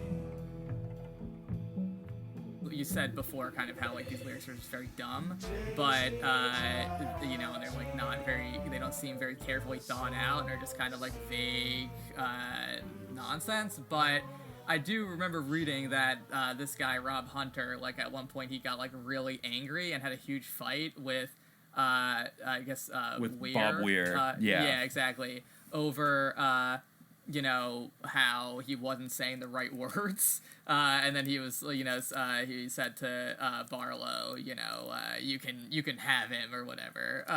So basically, Barlow like, became so kind of they almost had their own, like, because they were the two main lead singers, usually more Garcia than Weir, but Hunter became kind of like the lyric, you know, the lyricist for Garcia, and J.P. Barlow kind of became the main lyricist for the Weir songs, and they occasionally overlap, but it's a very weird setup. Like that, there's very few bands that have like a setup like that. Yeah, it's a lyricist who's not in the band. That like when it took me a second to wrap my mind around that. Like when I you know, someone was telling me independently like about Barlow, and she's like, yeah, he was the lyricist for the Grateful Dead, and I was like, oh, you know, what instrument did he play in the band? You know, and like, because it's so bizarre that the Grateful Dead of all people, you know, it's like, we're just jamming, you know, like they would have like a separate lyricist they would consult with And Robert Hunter was a musician. Like he played in like bands with Jerry Garcia during their like bluegrass folk days. And I don't know if J.P. Barlow could play, but they kept adding people to the band too. They'd find like a groovy, keyboardist or something, and just like a woman who could sing background vocals, and they would just like bring them along and like bring them in a band. So it is kind of weird that maybe these guys just like had no interest in performing. It's just kind of bizarre, but it has a kind of like, given both of their backgrounds, I mean, it almost seems like there's something more going on. I don't know, like a weird handler thing. Like, here you go. Like, here, like, why would a band that's so all about being like these free words that you and must loose say precisely, like, like I'm gonna get heated and upset if you deviate from them in performance. It's very strange. Yeah, kind of ritualistic in a way, like exactly, like an incantation. Yeah, exactly. Like, or, and all the sort of things that the band was into. I mean, again, like, there are larger cultural currents, you could point to that, but at the, to really, I think, if it still is necessary at some level, which I feel like it really even shouldn't be, to prove like the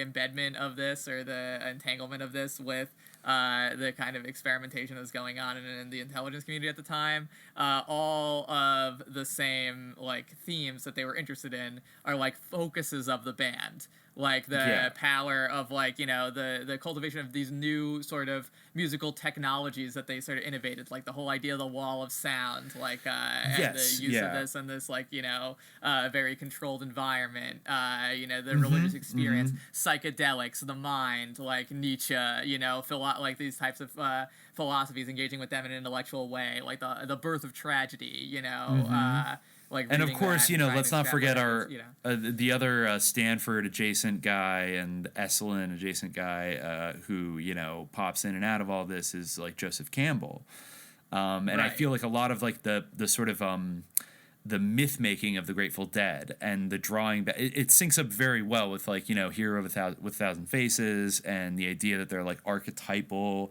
kind of heroic narratives that recur throughout history, and so we should try to tap into those because they have this kind of subliminal appeal, to audiences. And it seems like they were, I can't remember if Robert Hunter like studied under Joseph Campbell or was ever friends with him, but I think he was very much kind of on that kind of tip philosophically. Yeah. I think, definitely. I think that's the kind of like, again, like today, I don't think that people who work in anthropology, folklore, or anything like that, like really take Joseph Campbell very seriously. But obviously, like in these circles, like these types of understandings of this stuff, I mean, people don't take the birth of tragedy very seriously as an actual explanation of Greek drama. But there was definitely an interest, like, for these people, and the idea of ritual and, like, its power was something that, I think that both artists and, people for both artistic purposes and for other purposes, people were interested in marshalling. And I think that you can definitely see that going. And there's just so many things that are just, again, it's like many of these situations where you have just, like, a glut or a surplus of circumstantial evidence, but there's just like so many conspicuous and bizarre things about the Grateful Dead. And in fact, also, something that I noticed about Robert Hunter that was interesting. So he actually did the MK Ultra Stanford tests in 1962, and then shortly after that became for a little while a Scientologist. Oh, cool.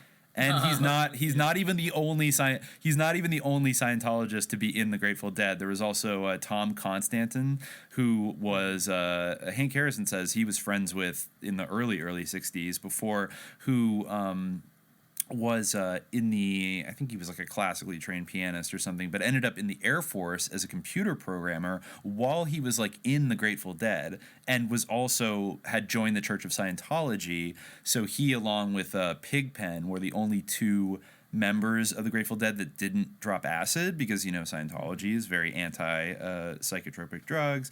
And I guess like his abstention from dropping acid, the fact that he was like an active duty like Air Force guy, like doing computer. I think he was at Nellis Air Force Base where a lot of the drone program today is now. That's in Las Vegas. And, he was like playing gigs for 2 years, 68 to 70 with the Grateful Dead, but he was also like a very devout Scientologist, which they didn't seem to have like a problem with so much, but it was more that Scientology prohibited him from doing acid that they didn't like. They seemed to be pretty cool with like L. Ron Hubbard in general. And I guess if, Robert Hunter was like low-key kind of into them. And of course, Charles Manson, another big figure of this decade in this whole scene that pops in and out. He briefly got involved with Scientology when he was in prison in the early 60s. So there's some like weird kind of like mind control, maybe things happening there. But yeah, there's just so much going on. Do we want to just take a little break now?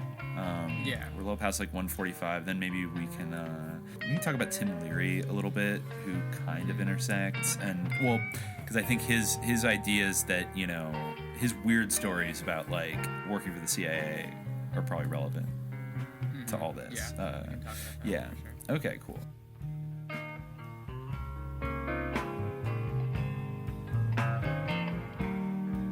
Walk me out in the morning, do my honey.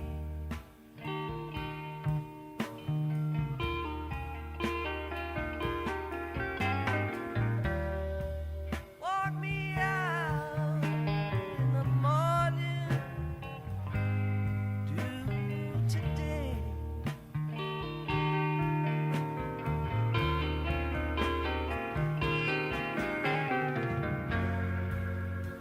Walk out in the morning, do my honey.